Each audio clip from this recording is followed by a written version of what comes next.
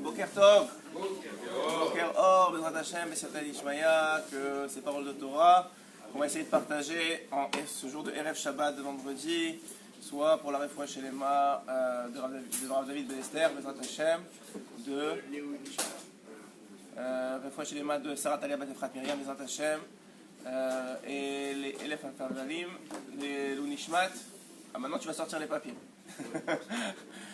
Moshe, Lilou Nishmat, Machlou Ben Mazouza. Bezrat Hashem. Prosper Mesod. Ben Rivka. Bezrat Hashem. C'est l'ordre Neshama et le monde Begana Eden Alion Bezrat Hashem, à côté de la Kadosh Baruch Hu. Très bien, donc on va essayer de partager ensemble, puisque hier c'était la Yula de Rabbi Shimon Bar Yochai. On a déjà parlé de Rabbi Shimon cette semaine, mais puisqu'on sait que le hors du tzaddik il se propage que 3 jours après ça. En vérité, Rabbi Shimon c'est toute l'année, mais on va dire vraiment le hors de la Yula il se propage 3 jours après. On va essayer de relier une keta sur Rabbi Shimon avec la paracha de la semaine. Bezrat Hashem. Dans son introduction, Rabbi Nachman de Breslev, dans l'introduction qu'il a du Likutei Moharan, aujourd'hui maintenant vous n'avez plus d'excuses, il est traduit en français complet, donc vous pouvez le lire, le relire et le relire sans excuses, Bezrat Hashem. Et si vous avez besoin d'aide, vous irez voir les shiurim du dimanche, mais en tout cas, Rabbi Shimon... Ah, Michael, un peu de Zohar. Un peu de Zohar aujourd'hui? Oui. alors on a dit au nom de Rabbi Shimon Bar Yochai que Rabbi Nachman a choisi en introduction de parler de Rabbi Shimon. Donc l'introduction du Likutei Moharan parle de Rabbi Shimon Bar Yochai. Et nous dit la chose suivante. Rabbi Shimon ben Yochai, iftiach shelo tisha... Et on va voir après pourquoi il a choisi en introduction. Rabbi Shimon ben Yochai, iftiach shelo tisharar Torah mi Israël. Rabbi Shimon ben Yochai a promis, il a garanti, que ne serait pas oubliée la Torah en Israël, par Israël. Aliado Kamouva, Bedivrei Ravotenu, et pas seulement qu'elle ne sera pas oubliée, mais c'est grâce à lui qu'elle ne sera pas oubliée. Comment ça? C'est écrit dans la Gemara, Maseret Shabbat, Kuf Lametret, Keshenichnesu Ravotenu la Kerem, Beyavne, Amrou, lorsque les sages ont été exilés à Yavne, ils se sont rassemblés ensemble. Et tous se sont levés pour dire Atida Torah Shetishara mi Israël. Dans le futur, la Torah sera oubliée d'Israël. Rabbi Shimon ben Yochai. Et Rabbi Shimon ben Yochai il a dit Shelo Tishakar, elle ne va pas être oubliée. Et même de plus que ça, dans le Zohar c'est écrit Behai Chibura Deu Sefer HaZohar Yifkun Bah Min Galuta. C'est grâce au Zohar qu'on sortira d'exil. Et à ce moment-là,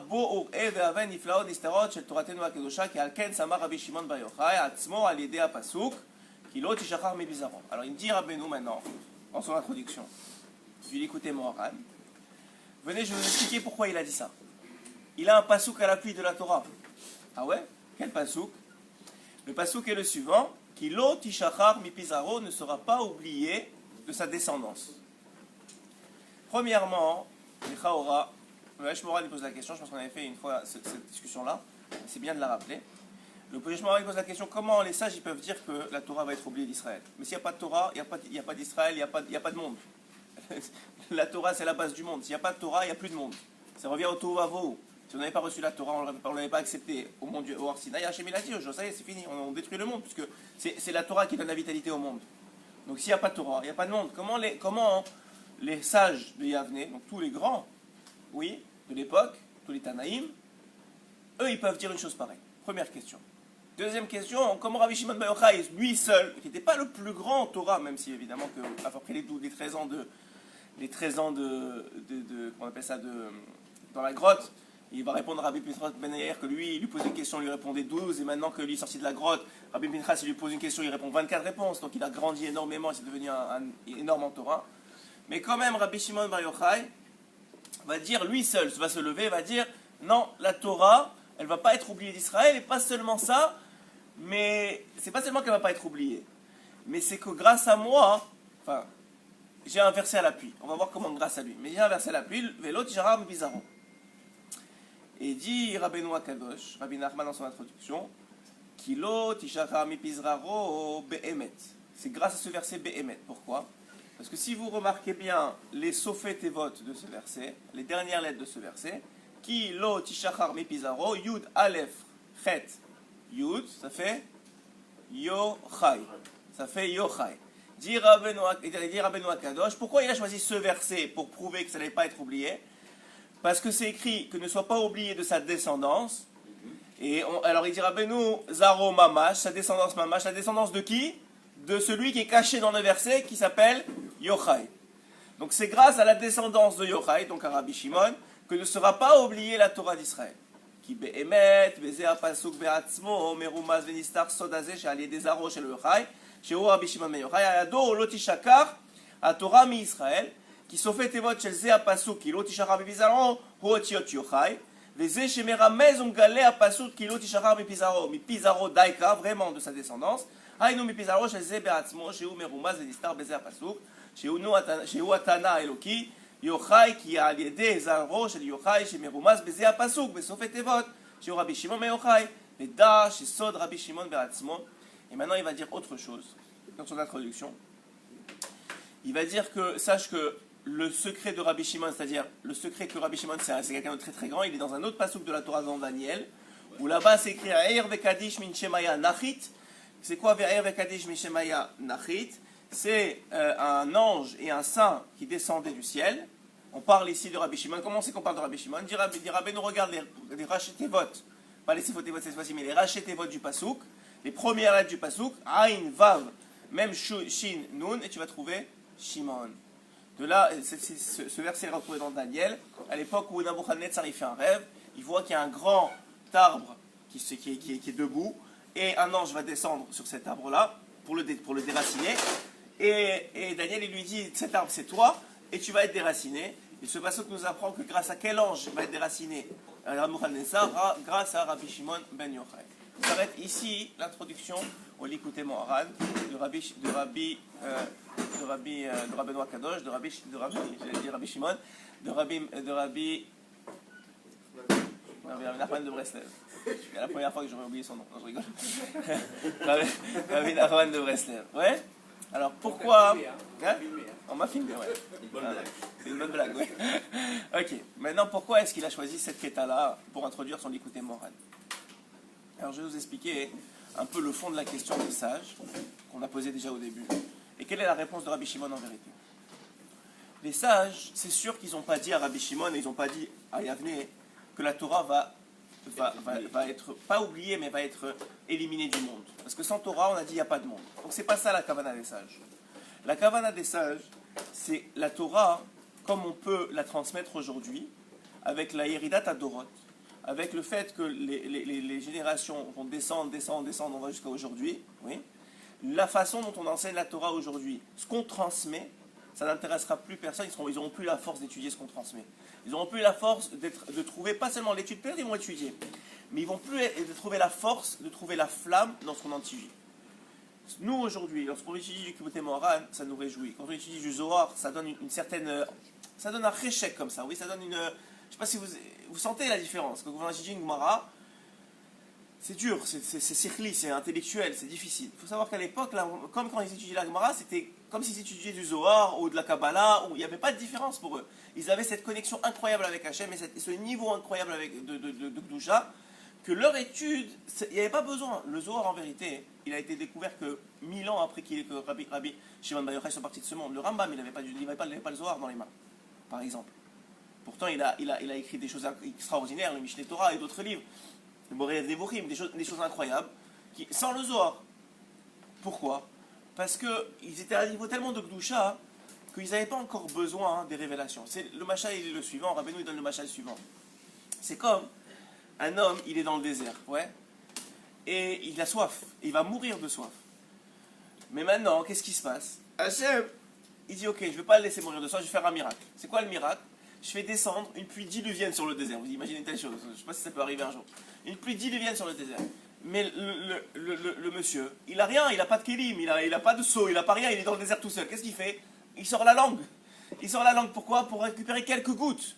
Il dit, en vérité, Rabbeinu, il dit, pour que cet homme-là, il récupère quelques gouttes de cette eau-là, il faut qu'il y ait une pluie diluvienne qui descende. Parce que si on donne juste une petite pluie, il n'a pas de kélim, qu'est-ce qu'il va ramasser? Il n'a rien à ramasser, le pauvre, il va mourir sur place. Donc il dit, Rabbeinu, c'est la même chose. plus on avancera dans les générations, plus Hachem, il va descendre une pluie diluvienne de Gdusha et de Torah et de secrets de la Torah pour que les gens pshutim comme nous, bas de Sheba, qui ont descendu des Dorotes, qui sont descendus de génération en génération de niveau, ils soient capables encore d'être capables de connecter à la Torah, d'être capables de retirer de la vitalité de la Torah, d'être capables de retirer du plaisir de la Torah, d'être capables d'avoir envie de servir Hachem. Mais en vérité, nous, ce qu'on voit pas, c'est qu'on est sur l'électrochoc. Normalement, c'est seulement quand tu meurs qu'on te met les électrochocs pour te faire revivre. Nous, on est 24 sur 24 sur les électrochocs. Mais on ne le voit pas. Nous, on croit que c'est normal. Vous croyez quoi à l'époque? J'ai lu sur Yoach Haim Akadosh, dans son livre, dans une petite biographie qui a été écrite. À l'époque, le Baal Shem Tov Akadosh, il avait envoyé un élève à lui, un peu plus du nom. Je crois que c'était Rabbi Menachem de Ktos, mais je ne sais pas. En tout cas, je ne sais pas plus du nom. Il a envoyé un élève à lui où? À Hebron. Il habite en Israël, il lui a dit il faut que tu ailles à Hebron, il y a une grande xéra. Il y a une grande xéra sur un Israël, il faut absolument que tu ailles à Hebron pour prier. Maintenant, à Hebron, c'était les Ishmaélites qui étaient là-bas. C'était l'époque des Turcs, et il laissait personne, pas un juif rentrer. S'il trouvait un juif là-bas, il le tuait. Donc il a dit quoi? Je vais dire non au Baal Shem Tov Akadosh. Je ne peux pas dire non au Baal Shem Tov Akadosh. Il est parti. Et évidemment, le garde, dès qu'il a vu, il a sorti son épée. Qu'est-ce qu'il a fait? Il a mis quelques pièces d'or par terre et il s'est reculé. Le garde, il a pris. Il a fait ça plusieurs fois, jusqu'à ce que le garde, il s'est amadoué. Il lui a dit, ok, c'est bon, tu vas rentrer, mais sache que dans une heure, la garde, elle change. La garde, elle change. Et si tu restes là-bas, moi, je ne suis plus garde de rien. Et il rentre là-bas. Nous dit le Baal Shem Tov, nous dit l'histoire qu'il était en tremblant, il ne pouvait pas respirer tellement il tremblait, et il pleurait en priant sur le kéver des tzadikim d'Avraham, Yitzhak et Yaakov. Aujourd'hui, Baruch Hashem, même si Yitzhak encore s'est fermé, mais vous allez à Chol HaMoed, vous allez à d'autres moments de l'année, vous pouvez rentrer chez Avraham, Yitzhak et Yaakov. Là-bas, c'est la porte du Gan Eden. C'est une lumière incroyable. Moi j'y suis allé sur Chol HaMoed, les gens, ils sont raguis. On dirait qu'ils sont chez Rabbi Shimon, ou ils sont... C'est normal, quoi.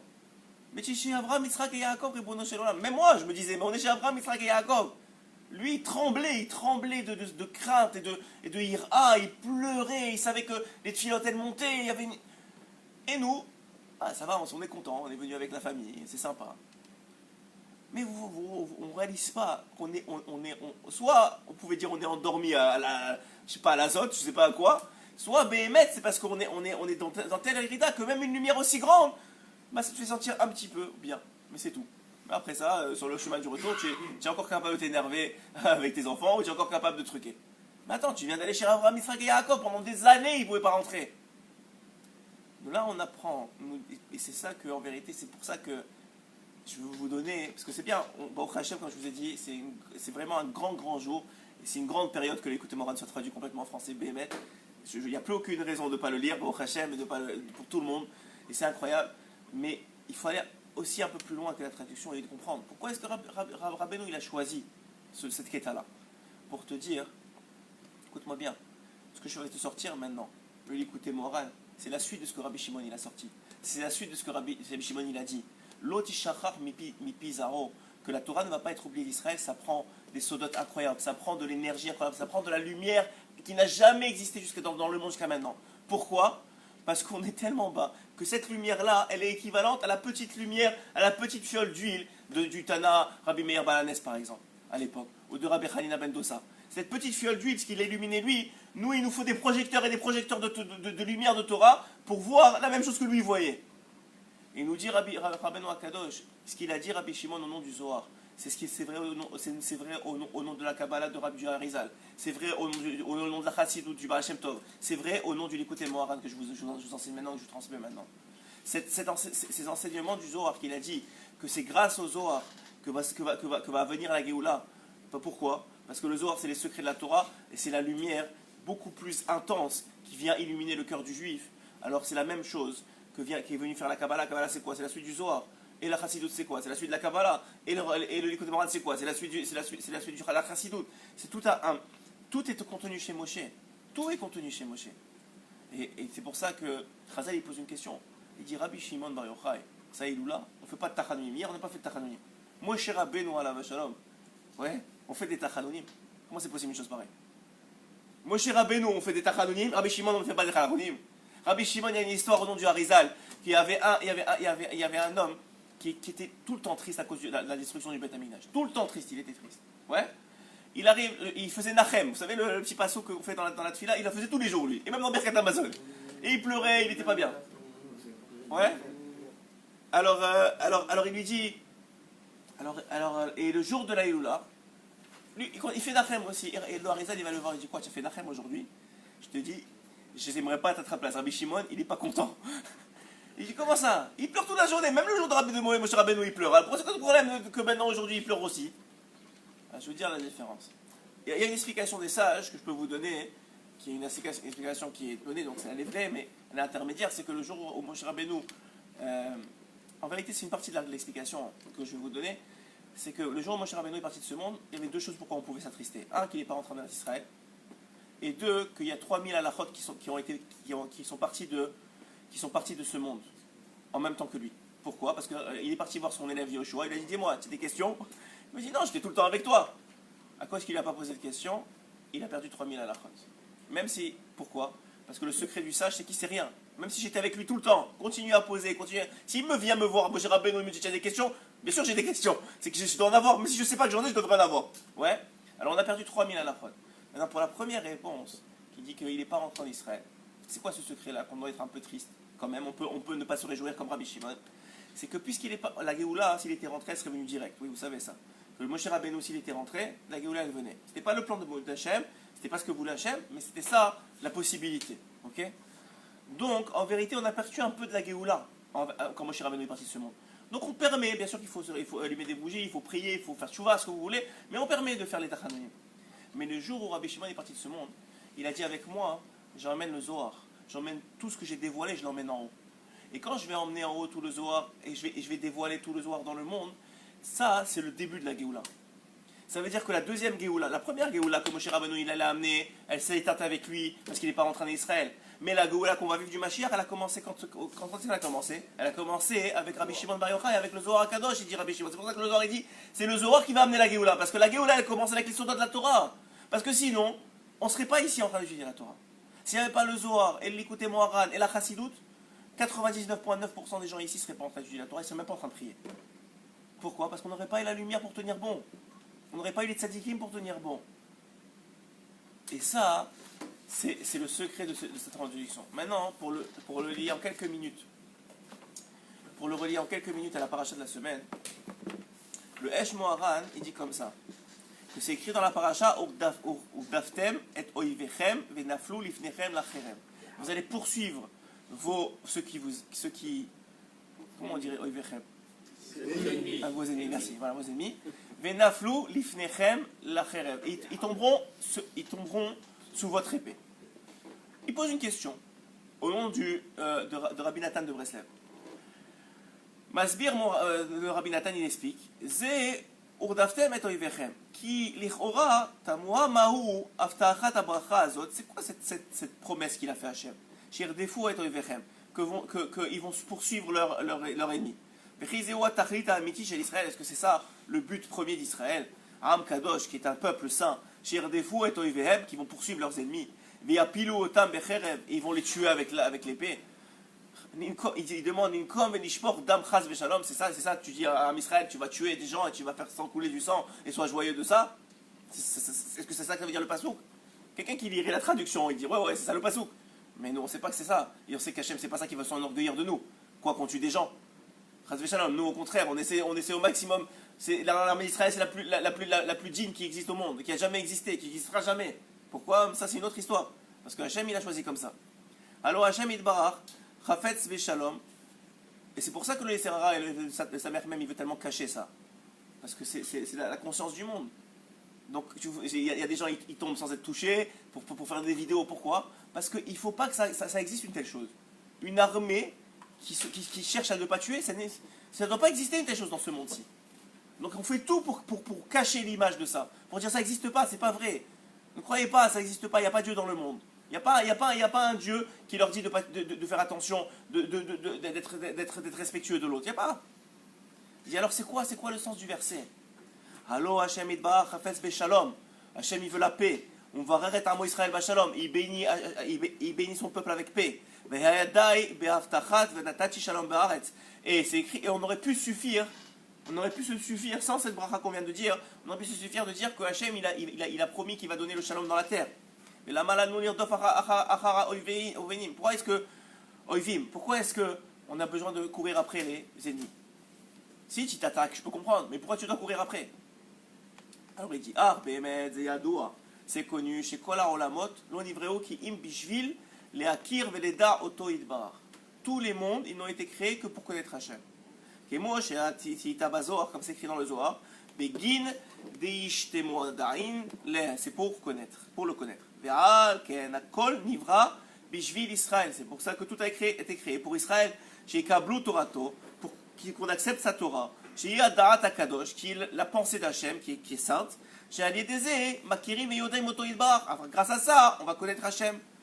Ve'al ken. Donc le but premier, c'était qu'on connaisse Hachem. C'est pour ça qu'on a reçu la Torah, pour connaître Hachem. ועל כן הגדולה והמלוכה שייכה רק לישראל שעושים רצונו שזוכים לזה הדעת שבדברי נברא הכל ועל כן רק הם קרויים אדם. Il dit c'est pour ça que l'âme Israël tient encore le coup pendant toutes ces générations. Et c'est pour ça la grandeur de Israël. C'est parce qu'ils ont entre les mains la Torah qui est la façon de connaître Hachem. Et le but de ce monde c'est de connaître Hachem. Et un homme qui ne connaît pas Hachem, il est appelé par la Torah, comme c'est écrit dans la Torah, c'est écrit c'est un animal avec un aspect d'homme. Quelqu'un qui ne connaît pas Hachem, c'est un animal à l'aspect d'homme. Chacun à son niveau. Et c'est pour ça qu'un homme qui étudie la Torah, qui fait des mitzvot, qui essaie d'aider l'autre, il maintient le monde. Donc ça répond à la première question qu'on a posée. C'est quoi maintenir le monde? Il répond. C'est de rentrer dans de la pensée, de la vraie pensée, de la connaissance d'Hachem chez les autres. C'est ça l'essentiel du maintien du monde. Donc chez Israël, et lorsque il mérite Israël de faire la volonté d'Hachem, et même ils arrivent où ils font d'arriver à faire rentrer la pensée d'Hachem et la volonté d'Hachem et qui est Hachem, même dans les peuples du monde. Parce qu'il faut, et comme c'est écrit que le Torah nous demande de raconter le kavod d'Hachem au peuple du monde. Et c'est aussi écrit qu'à la fin des temps, les peuples connaîtront Hachem. Et donc, on finit avec ça. C'est ça toutes les guerres de mitzvah, qui sont appelées des guerres de mitzvah, que Israël a voulu, que Hachem a demandé de faire à Israël. C'est seulement pour dévoiler la vérité. Pour faire connaître que Hachem c'est lui le roi, c'est lui Hachem, c'est lui Elohim, c'est lui le Dieu. Qui est la finalité complète. וזה העיקר הבטחה תורדפתם את אויביהם בחינת בקש שלום ורודפהו בחינת מה שאיתה בזוהר הקדוש זכאה מן דאחד בידע דחייבה ובאה למרדף אבטחה כי זאת הרדיפה כי העיקר השלום האמיתי. Donc il explique ici en vérité c'est quoi cette bracha là? C'est que l'homme on poursuit nos ennemis pas pour les tuer mais pour les faire tomber sous notre épée. Et ceux qui ont étudié l'écoute Moran, l'écoutez Moran 2, là-bas Rabbeinu il dévoile, c'est quoi l'épée du juif? C'est quoi même l'épée du Mashiach? C'est la parole, c'est la tfila. Donc en vérité, dit ici le Esh Moran, cette bracha là, elle vient dire c'est quoi le but du monde? Le but du monde c'est que dévoiler Hachem. Comment tu fais tomber tes ennemis sous ton épée? C'est quand tu arrives à leur faire rentrer à travers, on a dit le comportement, le fait que tu dis la Torah, le fait que tu leur transmets, le fait que tu respectes les mitzvot, tu fais tomber les goïms, mais même les autres juifs, d'abord les autres juifs et ensuite éventuellement les goïms à la venue du Mashiach, sous l'épée, c'est-à-dire sous l'épée de la parole, de la connaissance de la Torah, sous l'épée de la connaissance de Dieu, sous l'épée de la connaissance de la pensée de Dieu, de l'existence de Dieu et du rôle qu'ont le peuple d'Israël dans le monde. Et c'est ça que veut dire vous poursuivrez vos ennemis.